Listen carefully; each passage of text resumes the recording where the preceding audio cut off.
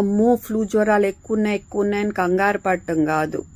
జ్వరం వస్తే నా బిడ్డకి ఎప్పుడు మందు ఇవ్వాలి, ఏం మందు ఇవ్వాలి, ఈ పారాసెటమాల్ 2 డోసుల మధ్య ఎంత గ్యాప్ ఉండాలి, ఇలాంటివన్నీ తెలుసుకుని ఉండండి. ఫిట్స్ ఫస్ట్ ఎయిడ్ నేర్చుకుని ఉండండి. జ్వరం అప్పుడు ద్రవ పదార్థాలు అవి బాగా ఇవ్వండి. ఘనాహార పదార్థాలు ఫోర్స్ చేయొద్దు. జలుబు దగ్గు మందులు విచ్చలవిడిగా వాడొద్దు. డైరెక్ట్గా ఆవిర్లు అయ్యి ఇవ్వద్దు. బిడ్డ బాడాళ్ళున్నా ఆయాసం ఉన్నా బాగా చంటి బిడ్డ అయినా ఒకసారి డాక్టర్ని సంప్రదించండి. ఫ్లూ మన శరీరంలో ఫ్లూ వైరస్ గబగబా వ్యాపించకుండా ఒసెల్టామివిరిన్ మందు ఉంది.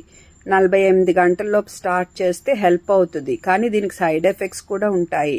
కాబట్టి బాగా అవసరమైన వాళ్ళకే మేము స్టార్ట్ చేస్తాము.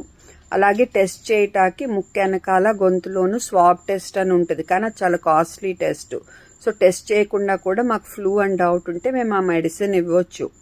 అండ్ ఫ్లూ నుంచి కాపాడటానికి వ్యాక్సిన్ కూడా ఉంది. అంటే పూర్తిగా 100% కాకపోయినా ఒక 80% వరకు హెల్ప్ అవుతుంది. సో 5 ఏళ్ళలోపు పిల్లలు, గర్భిణీ స్త్రీలు, బాగా కిడ్నీ హార్ట్ జబ్బు, ఆస్మా జబ్బు ఉన్న వాళ్ళు, ఇలాంటి వాళ్ళు, బాగా పెద్ద వయసు వాళ్ళు తప్పనిసరిగా ఫ్లూ వ్యాక్సిన్ కూడా తీసుకోండి. కంగారు పడటం కాదు, కరెక్ట్గా ఏం చేయాలనేది నేర్చుకుని ఉండాలి, మనము తెలుసుకుని ఉండాలి.